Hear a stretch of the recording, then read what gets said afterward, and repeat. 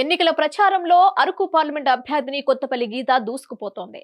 Pachipenta, సాలూరులో party శ్రేణులను, కార్యకర్తలను, ప్రజలను కలిసి తనను గెలిపించాలని కోరారు. పాచిపెంట మండలంలో ఏర్పాటు చేసిన సమావేశంలో కొత్తపల్లి గీత మాట్లాడారు.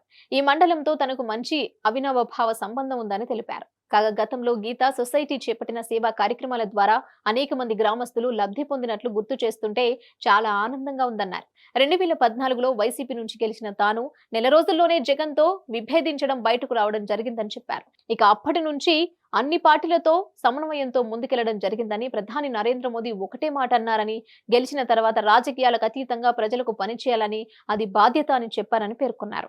ఆయన ఆదేశాల మేరకే తాను అందరితోటి కలిసి పనిచేస్తానని గుర్తు చేశారు. నియోజకవర్గంలో వీలున్నంత వరకు అభివృద్ధి చేయగలిగినంత చేశాను. కానీ అప్పుడు ఒక రీజనల్ పార్టీలో, ప్రస్తుతం బీజేపీ లాంటి పెద్ద పార్టీ నుండి పోటీ చేయడంతో మరిన్ని అభివృద్ధి పనులను, ప్రాజెక్టులను తీసుకురావడానికి అవకాశం ఉందని తెలిపారు.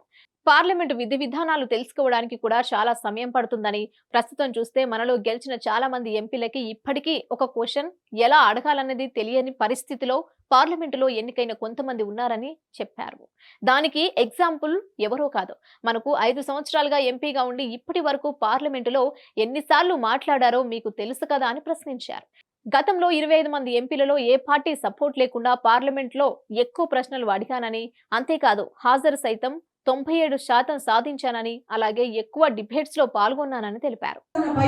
పెట్టుబడిదారులందరూ పాల్గొంటున్నారు మన రాష్ట్రం నుంచి.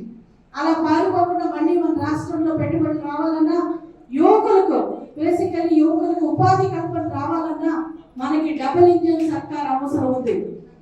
బిజినెస్ చేపట్టాలి, ఎంటర్‌ప్రెన్యూర్‌షిప్ డెవలప్ చేయాలి, ప్రతి ఒక్కరు వాళ్ళ కాళ్ళ మీద వాళ్ళు నిలబడాలని చెప్పి మనకి దక్షిణాది రాష్ట్రాలకు ఒక బుల్లెట్ ట్రైన్ ఇవ్వడం జరుగుతుంది. ఎందుకంటే బుల్లెట్ లాగా మనం దూసుకుపోవాలని చెప్పి ఇలా ఎన్నో పథకాలు ఈ రోజు మనకి ఇస్తున్న 5 కేజీల బియ్యం జగన్మోహన్ రెడ్డి గారు కాదమ్మా, నరేంద్ర మోదీ గారు ఇస్తున్నారు. ఈ రోజు మనకి కిసాన్ సమ్మాన్ నిధి 6,000 రూపాయలు కేంద్ర ప్రభుత్వం ఇస్తుంది. కేవలం స్టిక్కర్లే వేసుకుంటాడు తప్పితే జగన్ మనకి ఏమి ఇవ్వట్లేదు. అది మీరు ప్రతి ఒక్కరికి, మహిళలు యాక్చువల్లీ మహిళలు ముందుకు వెళ్తే రాష్ట్రం ముందుకు వెళ్తుంది. ఇక్కడ ఎమ్మెల్యేగా ఒక మహిళ ఉంది, ఎంపీగా ఒక మహిళ ఉంది. మీ ఆడబిడ్డను మీరందరూ దీవిస్తారని చెప్పి ఆశిస్తున్నాను. మరొకసారి మీ అందరూ కూడా ఎంపీగా కమలం గుర్తుపై ఓటు వేసి నన్ను అత్యధిక మెజారిటీతో గెలిపిస్తారని ఆశిస్తున్నాను. అలాగే సైకిల్ గుర్తుపై ముమ్మడి సంజయ్ గారు ఓటేసి ఆమెను కూడా మళ్ళీ చట్టసభల్లోకి, అసెంబ్లీకి పంపించి మీకున్న సమస్యలన్నీ తీర్చడానికి మీరందరూ కూడా ఆశీర్వదిస్తారని కోరుకుంటూ, మీ అందరికీ టైం ఏదైనా సరే చాలాసేపు వేచి ఎండలకై ఇంత దూరం వచ్చి మీరందరూ కూడా చాలా ఓపికతో ఉన్నందుకు ఒక్కొక్కరికి పేరు పేరున అందరికీ కూడా పాదాభి వందనం చేస్తూ మీ అందరికీ మరొకసారి ధన్యవాదాలు తెలియజేస్తున్నాను. జై బీజేపీ, జై టీడీపీ, జై జనసేన, భారత్ మాతా కీ జై. మంచి చేయవలసిన బాధ్యత ఉంది కాబట్టి అందరితోటి కలిసి పనిచేయాలని ఆలోచించడం జరిగింది. ఆయన ఆదేశాలు మేరకే నేను అందరితోటి కలిసి పనిచేస్తాను. ఎవరు ఎలాంటి సమస్యలు చెప్పినా స్పందించాను. నాకు వీలునంత, నేను చేయగలిగినంత ఎఫెక్ట్ చేశాను. కానీ అప్పుడు ఒక రీజనల్ పార్టీ నుంచి నేను రిప్రజెంట్ చేశాను. నాకు కూడా కొత్త, ఎంత అధికారిగా నాకు అనుభవం ఉన్నా కూడా రాజకీయంగా చేయడం, పర్టికులర్లీ లోక్సభ లాంటి ప్లేస్లో ఎలాగ సమస్యలను రిప్రజెంట్ చేయాలి అన్నది తెలుసుకోవడానికి కూడా చాలా సమయం పడుతుంది. అంటే ఇప్పుడు ప్రస్తుతం చూస్తే మనం చాలా మంది ఎంపీకి ఇప్పటికీ ఒక క్వశ్చన్ ఎలా కావాలి, లేకపోతే ఒక సమస్యను ఎలాగ వేయగలుగుతారు అన్నది కూడా తెలియని పరిస్థితుల్లో ఈరోజు ఉండాలి. దానికి ఎగ్జాంపుల్ ఎవరో కాదు, మనం ఇప్పుడు 5 సంవత్సరాలు ఉన్న ఎంపీగా ప్రభుత్వం పార్లమెంట్ ఎన్నిసార్లు మాట్లాడారో చూసారు కదా, ఎప్పుడైనా కనిపించారా? మార్చిలో ఎప్పుడైనా వచ్చారా? నేను ఎన్నో సార్లు వచ్చాను. ఎంపీ అయితే ఒకటి రాలేదు.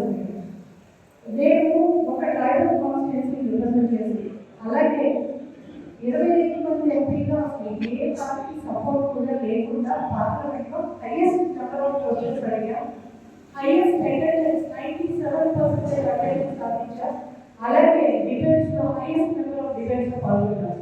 ఆంధ్రప్రదేశ్ లో ప్రభుత్వం ఫస్ట్ ప్లేస్ లో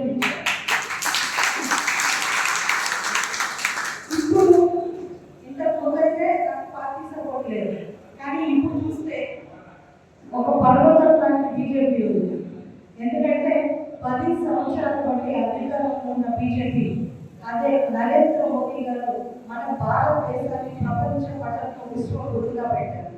అంటే ఈరోజు నరేంద్ర మోదీ గారు వరల్డ్ పాపులర్ లీడర్. అలాగే కాకుండా ప్రతి భారతీయుడు గర్వంగా మా దేశ ప్రధాని నరేంద్ర మోదీ గారు అని చెప్పుకునే పరిస్థితుల్లో మనం ఉన్నాయి. ఇప్పుడు మనం ఏమనుకుంటామంటే ఏముంది రాష్ట్రం అప్పులు చేస్తే మనకేమవుతుందని అనుకుంటాం. కానీ అప్పులతో దేశం మన ఉండదు. అండ్ ఒకటే నేను ఇంకా చెప్పినట్టు కోడికి 50 రూపాయలు కొనుక్కోవాల్సి వస్తుంది.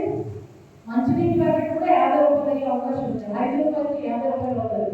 మనమైతే పడుతుంది నిత్యావసర ఖర్చులు పెరిగిపోతాయి. మనకి ఇంటి పనులు చెత్త పనులు ఎన్ని రకాలైన పనులు చేశాడో ఆయనకి తెలియదు. ఈ రోజు చూస్తే కరెంట్ షాక్ అవుతుంది, కరెంట్ బిల్లు షాక్ అవ్వే వస్తుంది. మద్యం చూస్తే ఏదైనా పడుతుంది.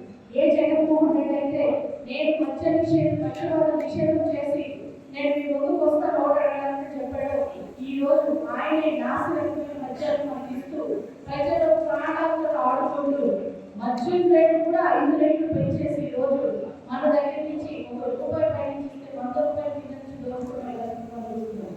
మనం ఏదైతే ఈ రోజు ఈ ప్రభుత్వం చేస్తుందో, ఈ స్కామ్ ప్రభుత్వం చేస్తుందో, ఇసుక స్కామ్, మద్యం స్కామ్, డ్రగ్స్ స్కామ్, కంప్లీట్ చెప్పాలంటే భూదందాలు, ఇవన్నీ మనం రోజు పొద్దున చేస్తే ఎక్కడ చూసినా సరే ఎవరైతే పొద్దు విప్పి మాట్లాడతారో వారి పొద్దు నొక్కడానికి, ప్రశ్నించేవాడిని కేసులు పెట్టి వేధించడం, మైనింగ్ మాఫియా, ఇదంతా మన రాష్ట్రంలో ఈరోజు మన జీవితాల్లో ఆడుకుంటారు.